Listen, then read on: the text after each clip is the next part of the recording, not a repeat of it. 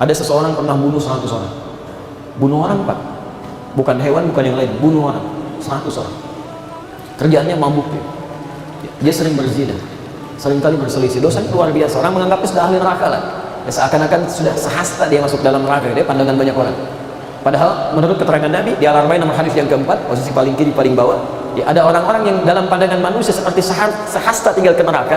Ternyata dia mengambil hidayah dari Allah, fayasbiqu alaihi kitab, maka tertulis di dalam kitabnya, maka dia masuk ke dalam surga karena dia mau berubah dengan itu. Nah, qadar Allah, dia mendengar keterangan supaya kembali kepada Allah, ada sentuhan dalam jiwanya, dan dia ambil hidayah Allah itu. Datanglah kemudian konsultasi pada seorang syekh, seorang guru. Dia katakan, "Syekh, saya sudah banyak dosa, dosa tingkat tinggi. Dosa tingkat tinggi di Quran disebut dengan israf. Israf. Quran surah 39 ayat 53. Ya, israf. Qul ya ibadiyalladzina asrafu ala anfusihim.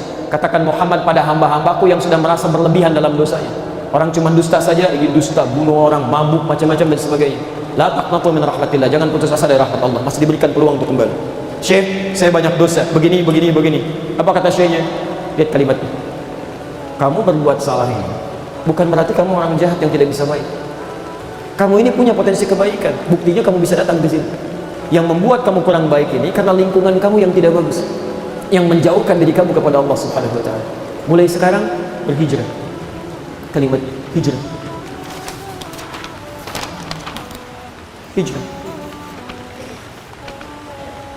Apa artinya hijrah? Bukan. Hijrah bukan pindah. Ya. Kalau cuma pindah, orang Arab menyebutnya intiqal. Intiqal itu pindah. Hijrah itu berpindah pada satu keadaan yang lebih mendekatkan kita pada Allah Subhanahu wa taala. Lebih dekat dengan Allah. Kalau antum cuma pindah, antum bisa pindah, tapi belum tentu kepindahan Anda mendekatkan diri Anda dengan Allah. Anda kerja misalnya kan, sekarang salarinya bisa $1.000. Ada tawaran $5.000. Tapi $5.000 ini menjauhkan Anda dari masjid, sulit sholat, sulit mendapatkan teman-teman yang baik untuk ta'lim. Itu bukan hijrah namanya. Itu intiqal. Pilih mana? Kerja dapat gaji $100 tapi bisa sholat, dekat dengan Allah, bisa mengaji, atau kerja dengan gaji $10.000 tapi jauh dari Allah, tidak menemukan tempat-tempat untuk belajar, dan jauh dari teman-teman yang soleh, dan tidak ada pilihan yang ketiga, dan tidak boleh maksa. Sayang luar biasa, gak akan dibiarkan seorang hamba pulang untuk masuk ke dalam neraka kecuali memang hambanya yang pengen. Gak ada yang dibiarkan. Selama nyawanya masih ada dalam jasadnya, belum sampai ke kerongkongannya, pasti akan diberi petunjuk. Saya beri gambaran pada Anda. Fir'aun saja, manusia paling jahat, mengaku Tuhan, ana rabbukumul a'la, bunuh banyak orang. Bahkan ada bayi baru lahir sudah dibunuh. Quran surah kedua ayat ke-49, yadzabbihuna abna'akum, bunuh orang, mengaku Tuhan. Perbuatannya zalim luar biasa. Masya Allah, berlaku sifat adil dan sayang Allah. Dikirimkan 2 nabi sekaligus untuk mengembalikan dia pada kebaikan. 2 nabi sekaligus. Quran surah ke-20 ayat 43. Ya. Idhaba ila fir'auna innahu tagha. Musa dan Harun pergi ke Fir'aun. Itu sudah mulai menyimpang dia, supaya diluruskan lagi. Satu manusia ini 2 nabi. Kita sampai hari kiamat 1 nabi, gak pernah lihat lagi. Ini 1 orang nih, 2 nabi. Saking ini Allah kembali. Jadi gak ada manusia-manusia yang merasa larut dalam kesalahan yang tidak diberi kesempatan untuk berubah.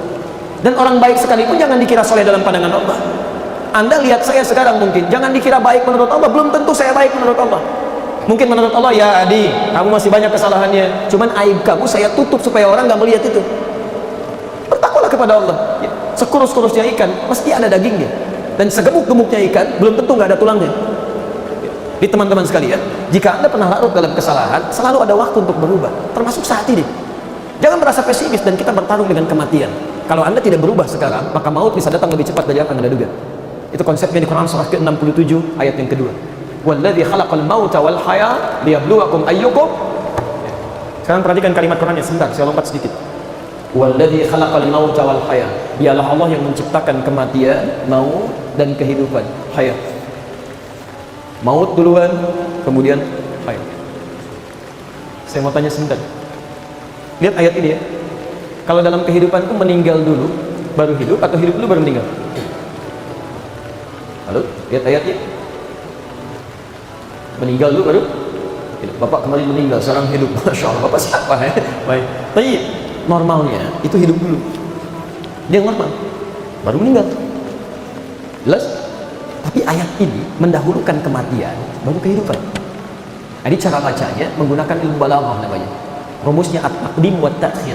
Ada sesuatu yang diawalkan, sesuatu yang diakhirkan. Di Bekasi mau meninggal 5 menit lagi, siap Ustaz, asal dijamin masuk surga. Masya Allah, nggak ada jaminan. Jadi Anda bisa berharap, harap hidup untuk selamanya. Barangkali maut datang lebih cepat dari apa yang tidak ada dulu. Dah keluar dari masjid ini, masuk ke dalam mobil, siap meningkatkan amal soleh. Begitu masuk pintu mobil, bismillah, keluar malaikat maut. Assalamualaikum, pulang. Karena itu kenapa mau tidak hulukan untuk memberikan penegasan kepada kita. Hei, kamu yang masih menunda-nunda taubat, kamu yang masih menunda-nunda untuk berhijrah, untuk kembali kepada Allah, mengikuti tuntunan Rasulullah, jangan banyak pikir. Siapa tahu kebanyakan mikir, maut datang lebih cepat dari apa yang kamu pikirkan. Ustaz, kalau yang itu mungkin sih, udah sepuh begitu, rambutnya putih, udah bau tanah kayaknya sih. Yang itu bau tanah, Anda bau kuburan. Poin. Lihat ini. Makanya ketika Allah menampilkan ini, tujuan akhirnya liyabluwakum ayyukum ahsanu amala, supaya menguji siapa orang mau berubah meningkatkan amal-amal kebaikan.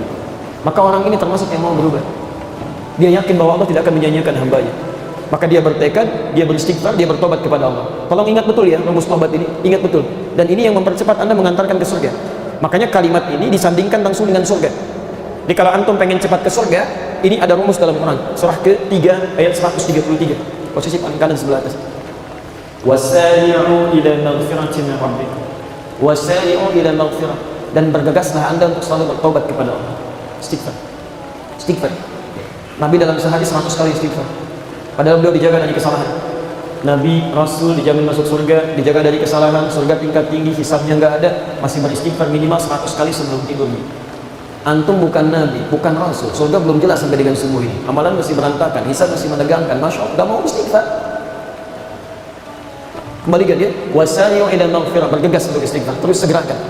Wa jannatin 'arduha as-samawati wal ard. Kalau Anda sudah beristighfar, Allah gugurkan dosa-dosanya seketika. Jadi kalau Anda istighfar misalnya, istighfar, taubat Anda kepada Allah, taubatnya benar, Allahu Akbar. Begitu Anda selesai taubat, tiba-tiba Anda misalnya mengerjakan satu amalan padahal belum sempurna amalan itu. Ya Allah, saya mau baca Quran. Belum baca Quran, baru diambil mushafnya. Taubatnya menggugurkan semua dosanya, ngambil mushaf sudah niatnya dihitung sebagai pahala. Meninggal seketika bisa wa jannatin, surga bagi orang. Orang ini bunuh 100 orang, mabuk, minum, zina, macam-macam, dia tobat kepada Allah. Seketika dia ingin berubah, diikuti nasihat syekh tadi, dia berangkat ke majlis ilmu yang ditunjukkan, pergi ke syekh itu belajar.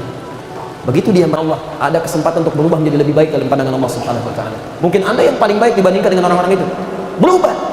Begitu dia bertekad berubah, dia belum sempat, orang ini baru keluar, belum sempat datang ke majlisnya. Thumma yudrikul maut, tiba-tiba maut datang mengambil dia. Faqad waqa'a ajruhu 'ala Allah. Pahalanya sudah ditetapkan oleh Allah Subhanahu wa taala. Masya Allah. Antum taubat pagi ini, mohon ampunan kepada Allah. Allah, ya Allah, ya Allah, ampuni ya Allah. Begitu keluar baca doa keluar masjid, ya. Begitu keluar baca doa keluar masjid sudah dapat pahala di situ. Meninggal misalnya, masuk surga. Mau begitu? Sebentar lagi ya, sebentar lagi belum selesai kajian.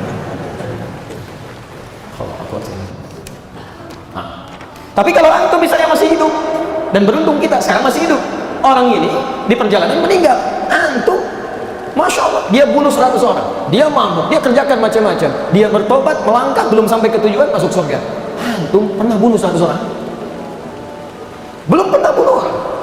Ada kesalahan yang tidak dikerjakan sebanyak orang ini, dan antum sudah berangkat dari rumahnya, sampai di masjid, sampai ibadah, sampai sholat, dan sekarang kita bertanding. Masa nggak bisa masuk surga? Masa nggak bisa masuk surga? Makanya kata Nabi, semua umatku itu masuk surga, kecuali yang nggak pengen. Illa man aba, illa man aba. Semua umatku pasti masuk surga, kecuali yang nggak pengen. Jadi kalau ada umat Nabi Muhammad masuk ke dalam neraka, memang bukan karena Nabinya inginkan, dianya yang nggak pengen. Bukan karena Allah tetapkan, dianya yang inginkan. Jelas ya?